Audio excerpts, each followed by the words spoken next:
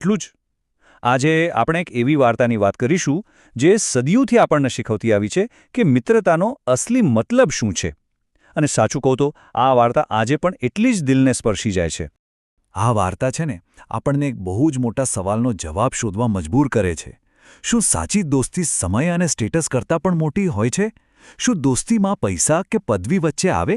ચાલો આ સવાલનો જવાબ મેળવવા માટે આપણે આ વાર્તામાં જરા ઊંડા ઉતરીએ. તો આ વાર્તા શરૂ થાય છે સુદામાથી. સુદામા એક બહુ જ જ્ઞાની બ્રાહ્મણ હતા, પણ એમનું જીવન બહુ જ કઠિન હતું. એમને ખૂબ જ ગરીબીનો સામનો કરવો પડતો હતો. એમ સમજો કે એમની ગરીબી એવી હતી કે ઘણીવાર ઘરમાં બાળકોને ખવડાવવા માટે પણ કંઈ નહોતું. હવે કોઈ પણ વિચારે કે પોતાના બાળકોને ભૂખ્યા જોઈને કોઈ મા બાપનું દિલ કેવું દુખે. બસ આ જ પરિસ્થિતિએ આખી વાર્તાને એક નવો જ મોડ આપ્યો. હવે પોતાના બાળકોની આવી હાલત ન જોઈ શકવાના કારણે સુદામાની પત્નીએ એક દિવસ એમને કહ્યું, તમે હંમેશા તમારા મિત્ર કૃષ્ણની વાત કરો છો ને, એ તો દ્વારકાના રાજા છે, તો પછી તમે એમની પાસે કેમ નથી જતા? એમના અવાજમાં એક આશા પણ હતી અને એક લાચારી પણ. અને બસ આ એક જ વાક્યએ સુદામાની યાત્રાની શરૂઆત કરી દીધી. તો હવે યાત્રાની તૈયારીઓ શરૂ થઈ, પણ મિત્ર માટે ભેટ શું લઈ જવી? ચાલો જોઈએ કે કેવી રીતે એક સાવ મામૂલી ભેટ લાગણીઓનું સૌથી મોટું પ્રતીક બની જાય છે. હવે રાજાને મળવા જવાનું, પણ ભેટમાં શું આપવું? ઘરમાં તો કંઈ હતું જ નહીં, એટલે સુદામાની પત્નીએ બાજુમાંથી મુઠ્ઠીભર પૌવા ઉધાર લીધા. વિચારો, આ કોઈ ખરીદેલી ભેટ નહોતી, એ તો પ્રેમ અને મજબૂરીમાં માંગેલી ભેટ હતી. આ વાત જ એમની ગરીબી કેટલી હતી એ બતાવે છે. અને એ પૌવાને પણ એક ફાટેલા કપડાના ટુકડામાં બાંધ્યા. આ નાનકડી પોટલી ભલે દેખાવમાં સાધારણ હતી, પણ એમાં સુદામાનો નિસ્વાર્થ પ્રેમ અને નિષ્ઠા ભરેલા હતા. એ ભવ્યતાથી સાવ અલગ હતી જે દ્વારકામાં એની રાહ જોઈ રહી હતી. અને હવે સુદામા પહોંચે છે દ્વારકા, સોનાની નગરી, ચારે બાજુ જાહુજલાલી, અને આ બધાની વચ્ચે સુદામા મહેલના દરવાજા સુધી પહોંચે છે. અહીંથી વાર્તામાં એક નવો ટ્વિસ્ટ આવે છે. જરા જુઓ, એકદમ સ્પષ્ટ દેખાય છે કે બંને મિત્રોની દુનિયા કેટલી અલગ હતી. એક બાજુ સુદામા, ફાટેલા કપડાં અને એક નાની ઝૂંપડી, અને બીજી બાજુ કૃષ્ણ, સોનાની નગરી અને ભવ્ય મહેલ. મોટો સવાલ એ જ હતો કે શું એમની દોસ્તી આટલા મોટા તફાવતને ઓળંગી શકશે? જેવા સુદામા મહેલના દરવાજે પહોંચ્યા, ચોકીદારે એમને રોક્યા. એમના ફાટેલા કપડાં જોઈને જ એણે પૂછ્યું, અહીં શું કામ છે?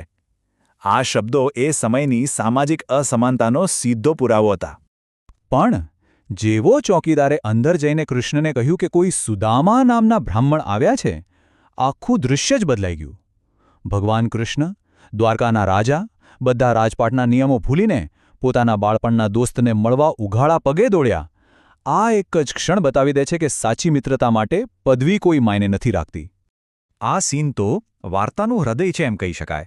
સુદામા તો શરમના માર્યા પેલી પૌવાની પોટલી છુપાવતા હતા, પણ કૃષ્ણે એમના હાથમાંથી એ પ્રેમથી લઈ લીધી અને એ પૌવા ખાધા. અને ખાતા ખાતા શું બોલ્યા ખબર છે? આ તો અમૃત જેવું છે, આવું સ્વાદિષ્ટ તો મેં ક્યારેય નથી ખાધું. એમના માટે ભેટની કિંમત નહીં, પણ ભેટ પાછળનો ભાવ, એ પ્રેમ જ સર્વસ્વ હતો. સારું, તો હવે વાર્તામાં આગળ શું થાય છે? સુદામાનું સ્વાગત તો જોરદાર થયું, પણ હવે એમના મનમાં એક નવી જ ગળમથળ શરૂ થાય છે. 2 દિવસ સુધી સુદામાની એવી સેવા થઈ જાણે એ કોઈ રાજા મહારાજા હોય. કૃષ્ણ એમને ખૂબ પ્રેમ આપ્યો, ખૂબ આદર આપ્યો.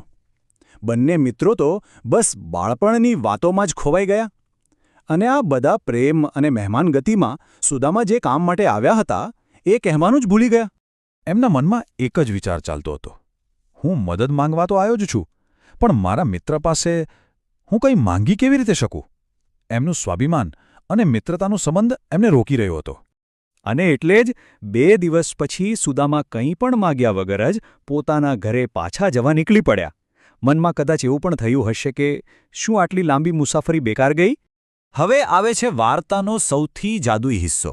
સુદામા મનમાં હજારો શંકાઓ લઈને ઘરે પાછા ફરી રહ્યા છે.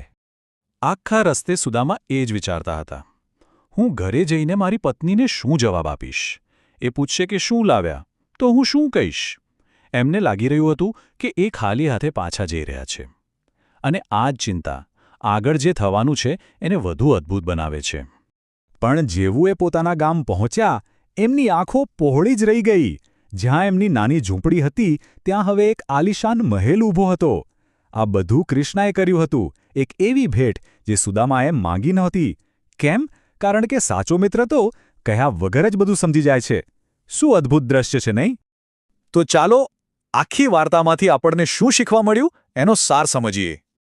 આ વાર્તા આપણને સાચી મિત્રતાના કેટલાક પાઠ શીખવે છે.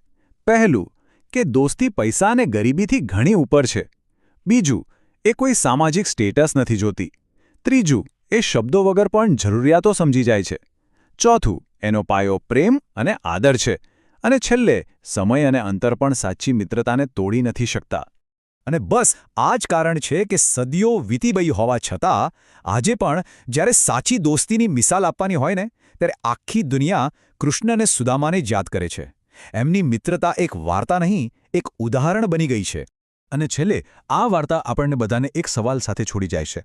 આપણા જીવનમાં એવો કયો મિત્ર છે જે કૃષ્ણ જેવો છે, જે કહ્યા વગર સમજી જાય?